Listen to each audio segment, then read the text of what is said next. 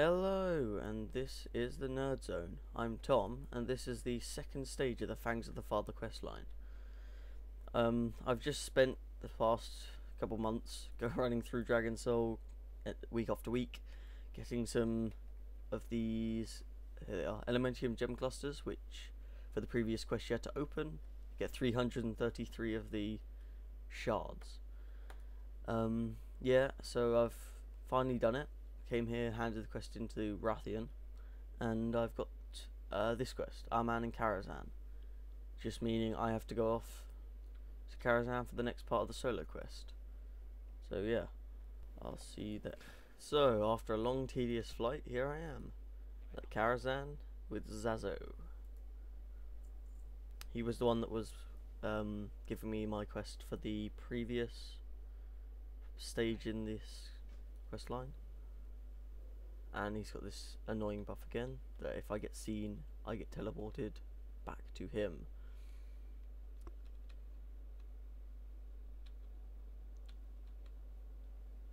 I'm actually no idea where I'm going. I'm just giving it a go, trying to make it up.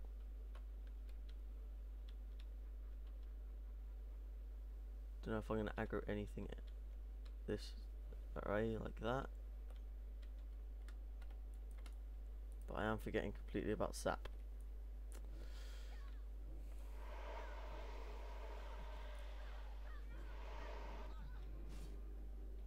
Yeah, so it's a bit clear to me that I'm going to have to do a few attempts at this. And this is the sound of me doing a voiceover. It was either that or just do some music while I show you guys how I stealth through all of these enemies. It took me a fairly long time and a lot of attempts. By the end of it, I basically knew the map and everything. It's very tedious, these, but then again, that's the fun of it. And for example, I knew here that there's a cultist that goes back and forth,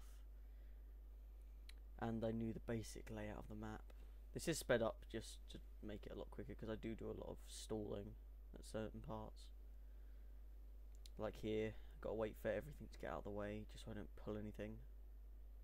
Okay, this is an interesting part though of the stealthy bit. As opposed to the previous one, you get these arcane storage units, which you can trigger like that, and they explode, killing everything around them. And unfortunately, I didn't kill some of the elementals, so I have to wait a bit to get to the next one, and kept slowing them down by being too close. So here, triggering another one, I aggroed something, and if it had hit me I would have been teleported out, but luckily it just died before it touched me. And I'm delaying here because I tried this a few times and it didn't work once. I could never, if I sapped that one that I'm targeting now, I would still attract aggro from everything else and get hit before it explodes. So I was just seeing if there was another way, which there just about was. Okay, so once again I'll do a voiceover for this part because I did this fight a few times and didn't really want to be talking through all of them. So the way that this boss works is she has two main phases. They do differ, some of them. Basically, for the first 33% she'll be doing 3 attacks. Arcane Infused Weapon, like you see here, increases all of her melee attack damage. What you want to do is you want to slow her or something, just keep her away. Then she'll enrage like that, which you want to shiv to get rid of. And instantly after enraging, she will cast Arcane Missiles, which you just want to kick, just interrupt it.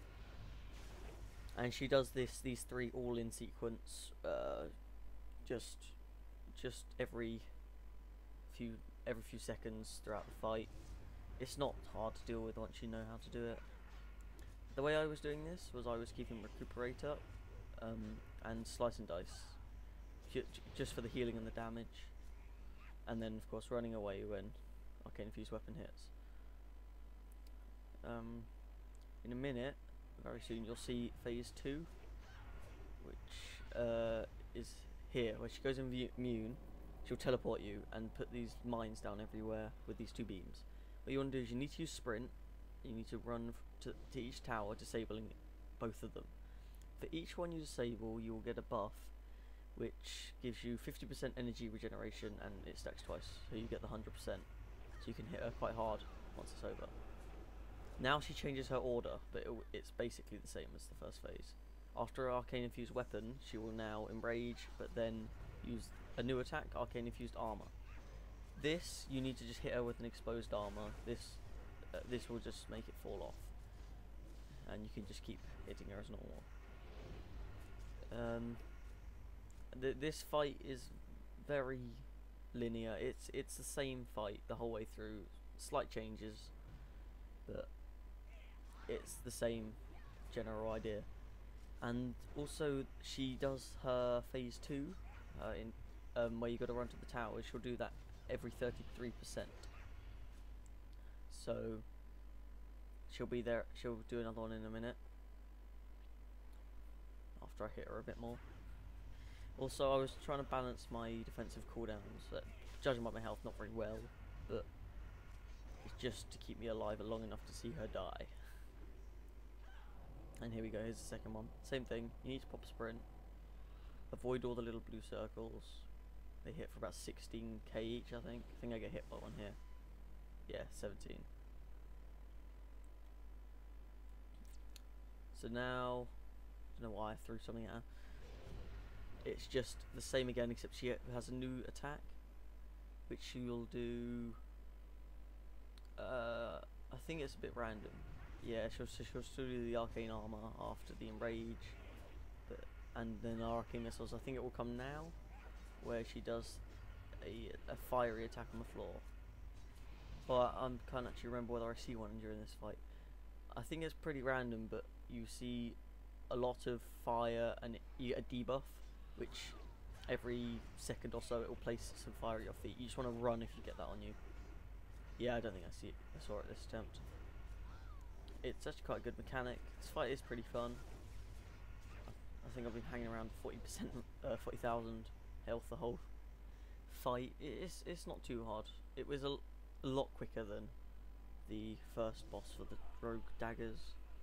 And there she goes in an explodey death of fiery violence.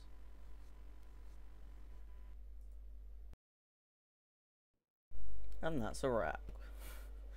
Wow, that was actually not as hard as the last one, but it was pretty fun, that quest. Huh. Time to go back to get my daggers. So here I am, arriving back with the spoils. Time to turn in my quest.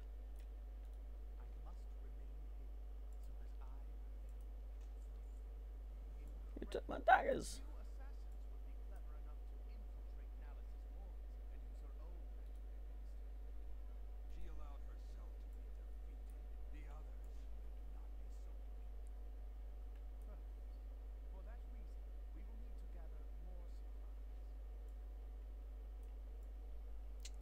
Okay, so there's a little bit of scripting there. And I've got to get some gem clusters, which I already have 6 of. Because they're the same thing that you get from the first Dragon Soul quest. You need to open them, and now you don't need to bother with that, you just need to get them. I think, yeah, I still can open them though. And so yeah, now I have the Sleeper and the Dreamer. Very, very nice looking daggers. I think while I'm here,